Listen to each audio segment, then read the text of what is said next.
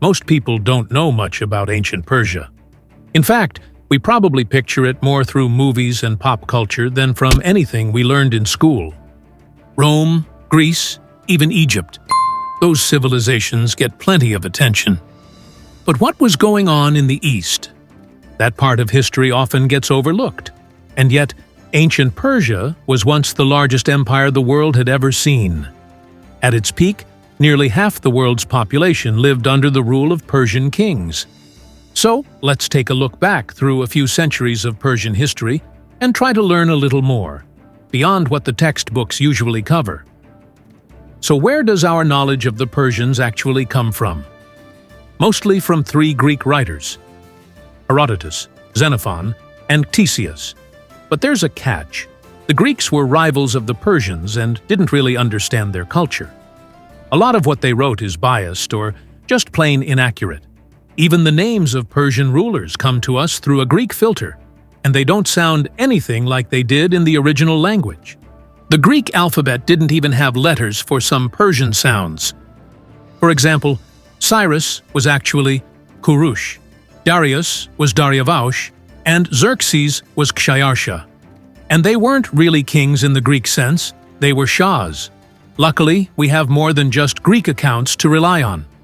One of the most valuable sources is the Royal Archive at Persepolis, which holds thousands of clay tablets written in cuneiform. These tablets are packed with economic records that give us a much clearer picture of how the Persian Empire really worked. The Persians, also known as the Parsi, were an Indo-Iranian people. Alongside their close relatives, the Medes, they migrated from the regions of modern-day Kazakhstan and Uzbekistan toward the richer lands of Mesopotamia at the end of the Bronze Age. They called themselves Ariana, a name that still echoes today in the word Iran. Interestingly, the word Pers in their language meant warrior or strong man. At the time, the Persians were pastoral nomads, but not in the way we typically imagine. They practiced vertical nomadism, moving with the seasons along mountain slopes, spending summers in highland valleys and winters in the lower foothills where the grass was lusher. This style of migration can still be seen in some regions of the Caucasus today. Their way of life was simple and rugged.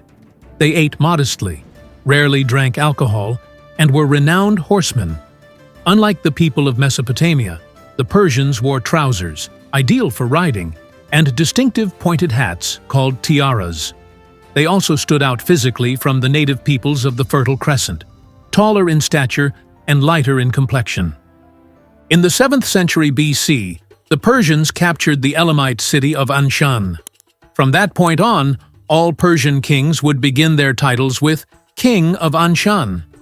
In the 6th century BC, Cyrus II came to power, the man who would later be known as Cyrus the Great. At the time, the Persians were still vassals of the Median Empire, but Cyrus led a rebellion against the Median king, Astyages. Several powerful Median clans, dissatisfied with Astyages' rule, defected to Cyrus. With their support, he defeated the Median army. On the site of the decisive battle, where Astyages' forces were crushed, Cyrus founded the city of Pasargadae, which would become the new capital of his growing empire. But Cyrus didn't stop after seizing power in Media. He launched a series of rapid military campaigns, conquering Parthia, Armenia, Cappadocia, Elam, Lydia, and Ionia. Some regions, like Hyrcania and Cilicia, submitted to Persian rule voluntarily. With much of the region under his control, Cyrus then set his sights on the dominant superpower of Mesopotamia, the Neo-Babylonian Empire. According to legend, the Babylonian king Nabonidus had angered the chief god Marduk. Marduk, it was said, turned to Cyrus and called on him to come to Babylon, depose Nabonidus, and take his place. In reality, when the Persian army approached Babylon, the gates were opened without a fight. The city's nobility, disillusioned with Nabonidus's rule, surrendered the city to Cyrus and welcomed him in. Cyrus proved to be not only a brilliant conqueror, but also a shrewd statesman. He treated conquered peoples with surprising leniency, provided they didn't put up fierce resistance. Rather than ruling with an iron fist, Cyrus preferred to rely on local elites. Defeated kings were often spared and even granted high-ranking positions within his empire. He generally avoided interfering in the internal affairs of subject nations. Where possible, local officials remained in their posts after conquest, which helped minimize resentment among the ruling classes and reduce the likelihood of rebellion. Cyrus also freed many peoples who had been displaced by the Babylonians and Assyrians, among them the Jews. He allowed them to return to their homelands and even provided funding for the reconstruction of the temple in Jerusalem. That's why he's remembered with great respect in the Bible. The truth was, Persians made up only a small minority of the empire, roughly 1 in 20 subjects, so Cyrus couldn't rely on brute force to maintain control. Instead, he built a system based on tolerance, cooperation, and local autonomy. After conquering Babylon, Cyrus turned his attention to securing the northern borders of his empire from raids by the Scythian tribes, but this campaign would prove fatal. In a fierce battle against the Massagetae, led by Queen Tomyris, the Persian army was nearly wiped out, and Cyrus himself was killed in action. After his death, power passed to his son, Cambyses. Almost immediately, many of the lands Cyrus had conquered rose in rebellion. Cambyses spent the next few years on military campaigns to re-establish control. Once order was restored, Cambyses launched an invasion of Egypt. He captured Memphis, took the pharaoh prisoner, and brought both Egypt and Libya under Persian rule. His next ambitions were to conquer Carthage and Kush, but those plans met setbacks. The Kushite campaign failed due to severe supply shortages, and the invasion of Carthage was called off altogether because the Phoenicians, key to providing a fleet, refused to fight against their fellow countrymen. Meanwhile, another revolt broke out in Babylon. Cambyses set out to suppress it, but fell ill on the journey and died before he could return. Power was supposed to pass to Cambyses' brother, Smerdis, but a man named Darius stepped in. He claimed that the person posing as Smerdis was actually an impostor, a magus named Gaumata, and that the real Smerdis had been secretly killed by Cambyses long before. Using this accusation, Darius seized the throne.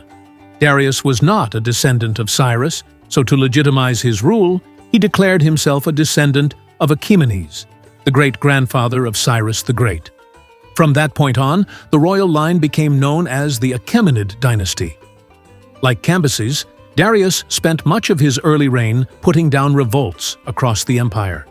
He launched an unsuccessful campaign against the Scythians north of the Black Sea, added Thrace to the empire, formed an alliance with Macedonia, and fought against the Greeks, though the greco-persian wars are a topic for later. Darius is remembered less as a general, especially since he rarely commanded armies himself, and more as a great administrator. His legacy lies in the reforms and organization that helped shape the Persian Empire into one of the most advanced states of the ancient world.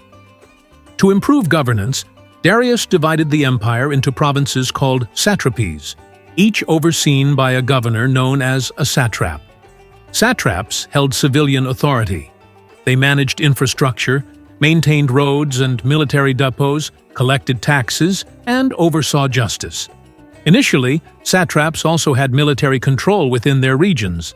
However, after several satrap-led uprisings, Darius stripped them of their military power and placed the armies under direct central command to prevent future rebellions. Darius introduced a standardized currency system, the gold daric. 1 gold daric was worth 20 silver sigloi.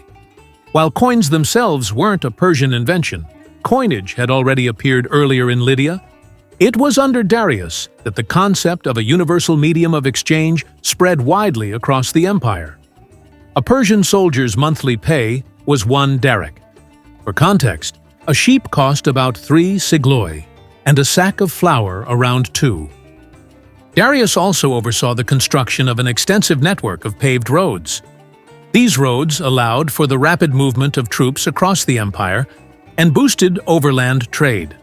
The most famous of these routes, the Royal Road, connected the Aegean coast in Lydia to Susa, the ancient capital of Elam.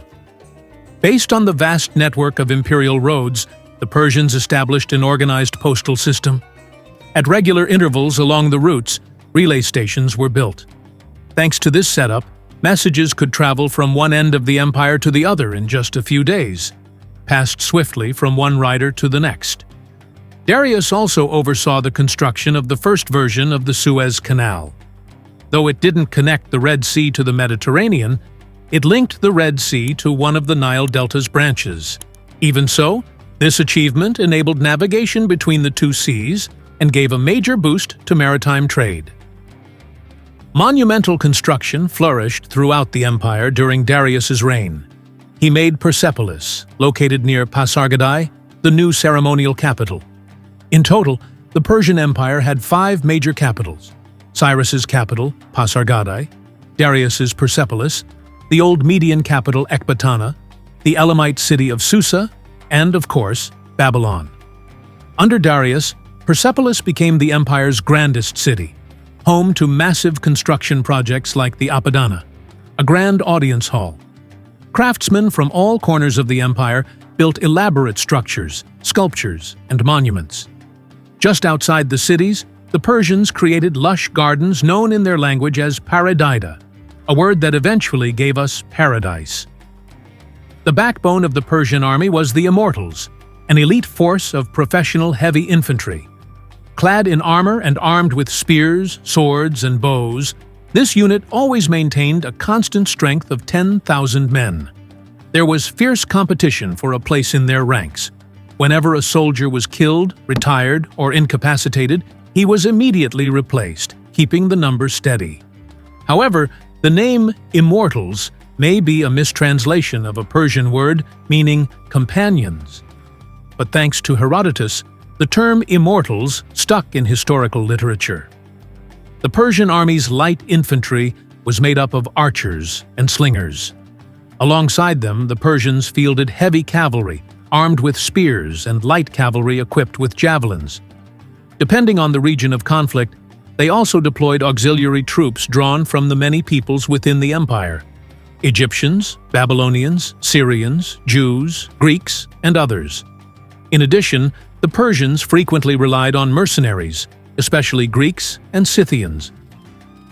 Persians are often labeled as fire worshippers, but that's not quite accurate. They didn't worship fire itself. Their religion was an early form of Zoroastrianism known as Mazdaism. Unlike modern Zoroastrianism, this version wasn't strictly monotheistic. The Persians didn't deny the existence of other gods. They simply placed their god, Ahura Mazda, above all others. He was considered the god of gods, just as the Persian king was king of kings, or Shahanshah in their language. Within Mazdaism itself, there were also other divine figures: Mitra, the god of light and truth; Ahriman, the spirit of evil; Anahita, the goddess of fertility, and others. This form of belief is known as henotheism, recognizing many gods while giving primacy to one. Mazdaism was primarily the religion of the Persian and some Median elites. The Persians never tried to impose their faith on the peoples they ruled. Their empire was remarkably tolerant of religious diversity. Babylonian Marduk, Jewish Yahweh, Egyptian Amun, and Greek Zeus all had a place under Persian rule. The Persians also had a curious tradition for making decisions.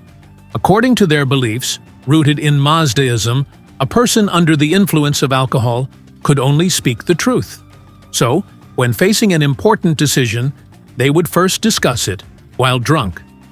The next day, they would reconsider the idea while sober. If it still seemed like a good decision, it was approved. If not, the whole process would start again.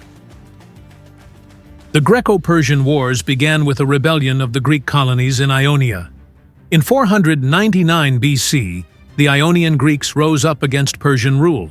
They were supported by Athens and by Greeks from the Aegean Islands.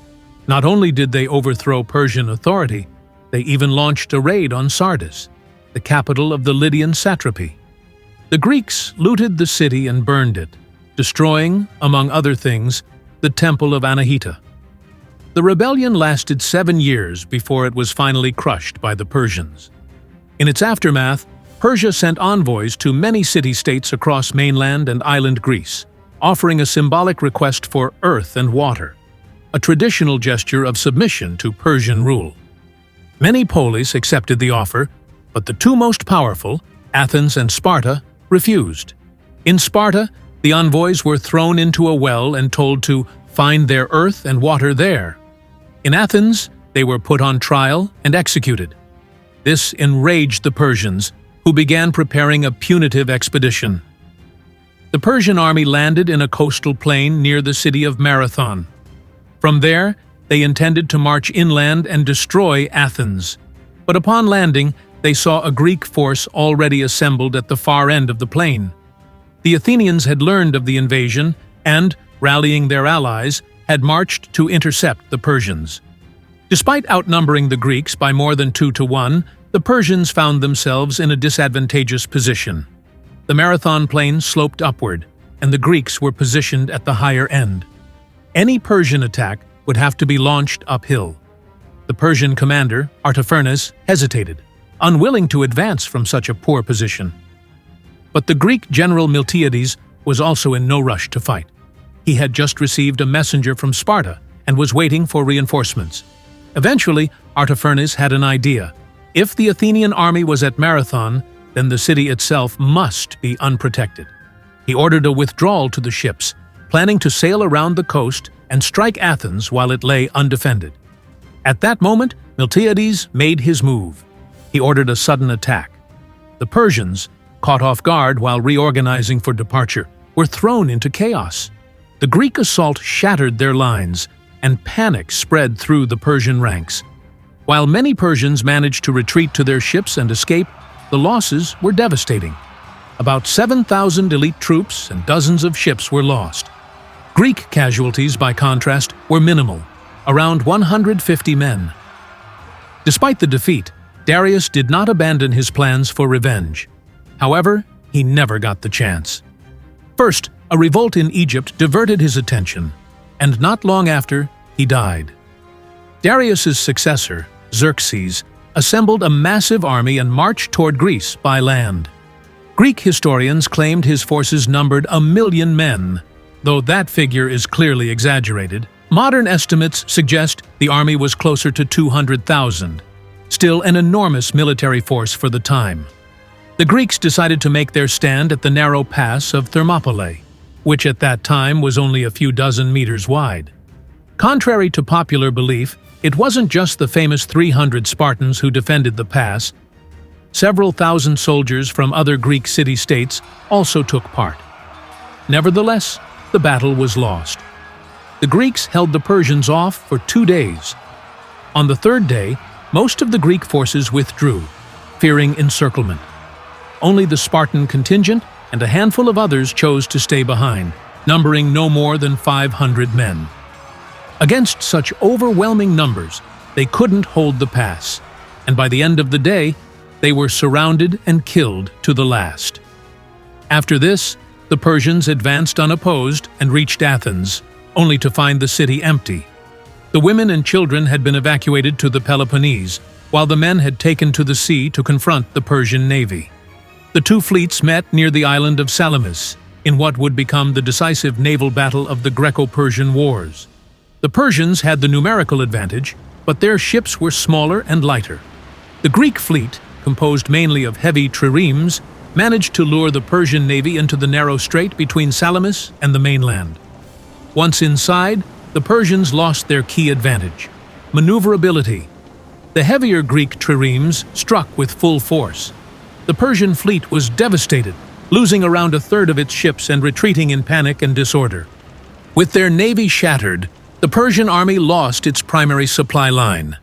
The Persians burned Athens but soon began a retreat toward the Hellespont. That retreat quickly turned into a chaotic rout. Several more battles followed, both on land and at sea, most of which ended in Greek victories. Eventually, the Persians were forced to agree to peace. Under its terms, they gave up control of all Aegean islands and the coast of Asia Minor. Though defeated on the battlefield, the Persians didn't abandon their goal of influencing or dominating the Greeks. They simply changed tactics, turning from military conquest to cultural influence and bribery. Many prominent Greek figures, including the famed orator Demosthenes, accepted Persian gold in exchange for promoting certain ideas or policies. But disaster for Persia would come not from Greece, but from an entirely unexpected direction. In the 4th century BC, King Philip II of Macedon united Greece under his rule and began preparing for a long-held dream, an invasion of Persia. But suddenly, he was dead, stabbed by his own bodyguard, Pausanias. The true motive for the assassination remains a mystery. Some say Pausanias was in love with Philip's wife. Others suspect the Persians orchestrated the killing to eliminate a threat. And still others suggest Philip's son Alexander may have been involved. The truth will likely never be known. One way or another, Philip was gone, and power passed to his 18-year-old son, Alexander. Alexander inherited a fully assembled invasion force, ready to march into Persia. And he wasted no time fulfilling his father's plan. Over the next 13 years, he swept through the Achaemenid Empire like a storm, never suffering a single defeat. The Persians had no effective answer to the Macedonian phalanx, a revolutionary military formation of the time, nor to Alexander's extraordinary tactical genius and uncanny luck. Time and again, he placed himself at the heart of the fiercest fighting, yet emerged with barely a scratch, or only light wounds. By 329 BC, after more than 2 centuries of existence, the Achaemenid Empire had ceased to exist. The Hellenistic Age had begun, but Persia's legacy didn't vanish. It lived on and evolved, first within the Hellenistic Seleucid Empire, then in the Parthian kingdom, later under the Sasanian dynasty, and beyond. Even today, the Persian language survives, and despite the dominance of Islamic rule in modern Iran, there are still communities that preserve the ancient Persian faith, Zoroastrianism.